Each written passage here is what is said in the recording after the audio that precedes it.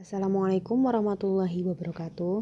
Halo guys, perkenalkan nama saya Aprilia Kemalawati, NPM 18180305093, mata kuliah Inovasi Pembelajaran Biologi dari kelas 1. Di sini saya akan memaparkan penelitian sederhana saya dengan judul Video Pembelajaran sebagai Sumber Belajar Siswa dalam Pembelajaran Biologi kelas 11 MIPA pada materi struktur dan fungsi jaringan tumbuhan. Yang pertama itu latar belakang.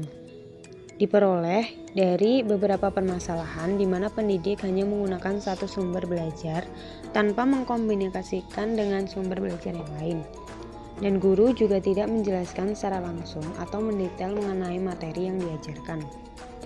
Nah, landasan teori itu sendiri yaitu sumber belajar merupakan segala daya yang dapat dipergunakan untuk kepentingan proses pembelajaran, baik langsung maupun tidak langsung, di luar diri peserta didik yang melengkapi diri mereka pada saat pembelajaran berlangsung. Nah, menurut Warsinta 2008, sumber belajar itu merupakan suatu sistem yang terdiri dari sekumpulan bahan atau situasi yang diciptakan dengan sengaja dan dibuat agar memungkinkan peserta didik belajar secara individual.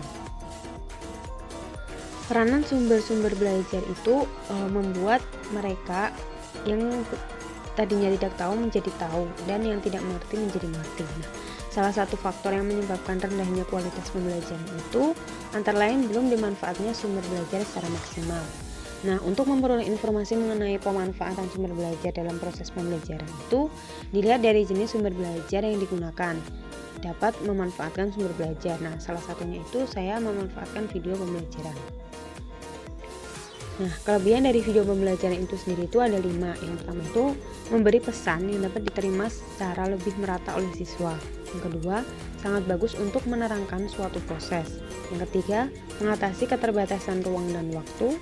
Yang keempat, dapat diulang dan dihentikan sesuai dengan kebutuhan. Dan yang kelima itu memberikan kesan yang mendalam dan dapat mempengaruhi sikap siswa. Nah, alur pengembangan produk inovasi itu ada 4. Yang pertama itu analisis masalah atau potensi masalah. Nah, berdasarkan permasalahan yang saya temukan dalam penelitian sederhana saya itu bahwa siswa merasa kurang paham dalam memahami materi yang diajarkan oleh Bapak Ibu guru karena penjelasannya itu kurang mendetail dan hanya menggunakan satu sumber saja, sehingga mereka itu merasa bosan akan metode pembelajaran yang itu-itu saja. Yang kedua itu desain produk. Nah, pada tahap ini langkah yang dilakukan itu dengan merancang produk inovasi yang akan dibuat kemudian. Nah, dengan mempersiapkan bahan yang akan digunakan untuk membuat video pembelajaran seperti aplikasi pembuat video serta materi struktur dan fungsi jaringan tumbuhan seperti rangkuman materi, PPT, dan sumber lainnya. Yang ketiga itu pembuatan produk. Setelah bahan sudah siap, maka langkah selanjutnya itu dengan membuat produk. Nah, konsep video yang dibuat itu berisi penjelasan yang disertai gambar-gambar mengenai struktur dan fungsi jaringan tumbuhan, sehingga siswa tidak cepat bosan dan diharapkan siswa akan bersemangat lagi dalam memahami materi. Nah, yang keempat itu implementasi produk. Untuk mengetahui pengaruh terhadap pemahaman siswa, maka bisa langsung diterapkan kepada siswa kelas 11 MIPA. Nah, jadi video ini tuh nantinya ditayangkan pada saat pembelajaran berlangsung. Jadi pembelajarannya itu tidak hanya PPT seperti biasanya, tetapi dengan menggunakan video yang lebih menarik lagi. Harapannya itu dapat membuat siswa lebih paham dan bersemangat lagi untuk memahaminya. Karena dilihat dari kondisi seperti ini itu dalam pembelajaran daring banyak guru yang hanya menggunakan PPT saja dan hanya menggunakan link YouTube untuk penyampaian materinya. Yang selanjutnya itu kebutuhan pengembangan inovasi. Nah, yang digunakan untuk membuat ini itu yaitu HP dan laptop. Aplikasi pembuat video seperti KineMaster, VN, Handycam, serta rangkuman materi mengenai struktur dan fungsi jaringan tumbuhan, khususnya untuk SMA kelas 11 MIPA. Nah, untuk pembuatan video itu sendiri itu dibutuhkan kreativitas dan waktu yang lama. Yang selanjutnya itu strategi implementasi inovasi.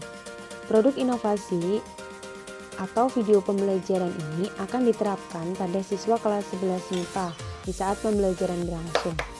Dan nantinya proses pembelajaran itu tidak monoton seperti yang lalu-lalu.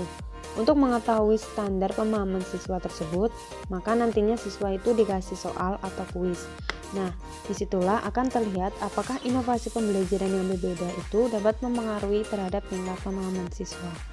Jadi, nanti dikasih soal atau kuis, jadi nanti dibandingkan sebelum dikasih video pembelajaran yang saya buat ini dengan sesudah dikasih. Jadi nanti dibandingkan hasilnya. Jika hasilnya bagus, maka inovasinya itu baik, tetapi jika tidak, berarti inovasinya itu yang digunakan dalam pembelajaran kurang efektif lagi dan perlu untuk ditingkatkan lagi. Yang berikut contoh inovasi yang saya rancang. Nanti itu di sini tuh membuat video pembelajaran yang berisi materi tentang struktur dan fungsi jaringan tumbuhan dan dilengkapi dengan gambar-gambar animasi, jadi nanti siswa tidak bosan dengan gambar yang itu saja, penjelasan yang itu saja. Seperti ini. Nah, seperti itu. Jadi seperti itu konsep rancangan inovasinya. Sekian yang dapat saya sampaikan, kurang lebihnya saya mohon maaf. Wassalamualaikum warahmatullahi wabarakatuh.